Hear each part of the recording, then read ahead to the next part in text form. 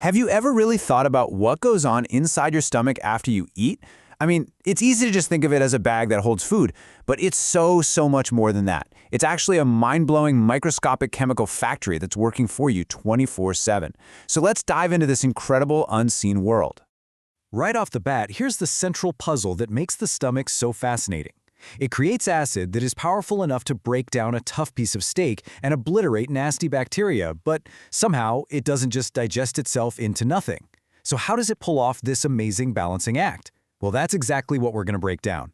And just to give you a sense of the sheer scale we're talking about, get this. Every single day, that little factory inside of you churns out 2 to 3 liters of super potent gastric juice. That's more than a huge bottle of soda. And this stuff isn't just water. It's a serious chemical cocktail. So, what's the secret ingredient? What's the engine behind all this production? Well, the heroes of our story are millions and millions of tiny structures called gastric glands. They are the microscopic powerhouses that literally make all of digestion happen. Just look at that pH level, 1.5 to 3.5. To put that into perspective for you, we're talking about an acidity that's somewhere between battery acid and vinegar. It's incredibly intense. And that environment is absolutely crucial for breaking down food and for neutralizing any harmful microbes we might swallow. Okay, to really get how these glands work, we need to go on a little tour. We're going to zoom way in, starting from the outside of the stomach wall and diving deeper and deeper until we're standing right on the factory floor. Okay, so imagine the stomach wall is like the main building of the factory. All over the surface, you've got millions of tiny little openings called gastric pits. Think of these as the doorways. Each one of those doorways leads down into the real action, the production lines. And that's where the gastric glands are, tucked away deep inside the lining. Now, any good factory has different departments, right? The stomach is no different.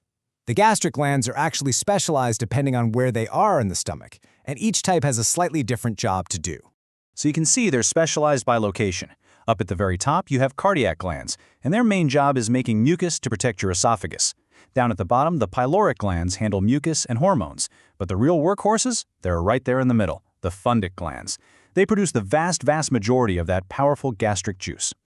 All right, let's zoom in even further. Inside these glands, especially those super important fundic glands, we find 4 different types of specialist cells. It's best to think of them as the expert workers on the production line, each one with a very specific, critical task. First up, let's meet the mucus neck cells. And yeah, their name gives you a pretty big clue about what they do. And it gets right back to that question we asked at the very beginning.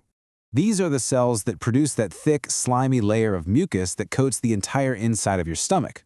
This creates a powerful barrier that stops the acid from eating right through the stomach wall, a process called autodigestion. You can think of them as the factory's absolutely essential safety and maintenance crew, preventing a total meltdown. Next, say hello to the multi-talented parietal cells. These guys are some of the most important workers in the whole factory because they're juggling 2 very different but equally critical jobs. So on one hand, these are the cells pumping out the hydrochloric acid, the stuff that creates that harsh environment to kill germs and kickstart other enzymes.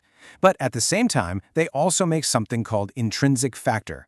And without that, our bodies literally cannot absorb vitamin B12, which is vital for our nerves and our blood.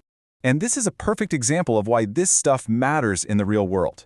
If your parietal cells aren't working right, you can't get that B12. And that leads to a really serious condition called pernicious anemia. It's a straight line from a microscopic cell to your overall health. It's amazing. All right, our third worker is usually stationed down at the base of the glands.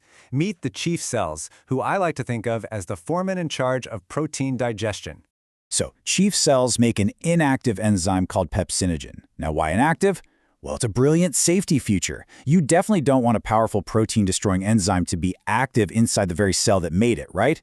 So once the pepsinogen gets out into the stomach, that hydrochloric acid from the parietal cells flips a switch, turns it into its active form, pepsin, and that's the enzyme that starts chopping up the proteins in that steak. And finally, our 4th type of worker. These cells are a little different. They don't actually add any ingredients to the gastric juice itself. Instead, you can think of them as the factory's management and communications department. These enteroendocrine cells release hormones, basically chemical messages, straight into your bloodstream.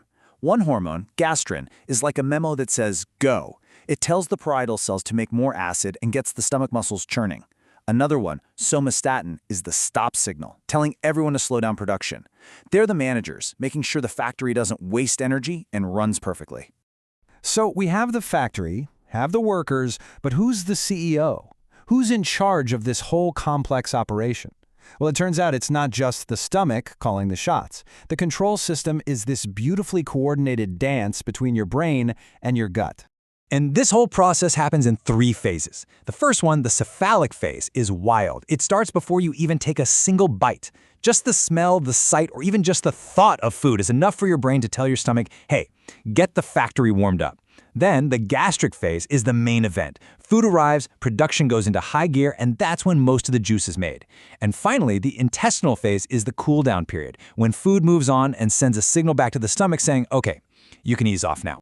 So from these specialized glands and 4 types of worker cells to this complex brain-gut communication system, this entire chemical factory just runs flawlessly.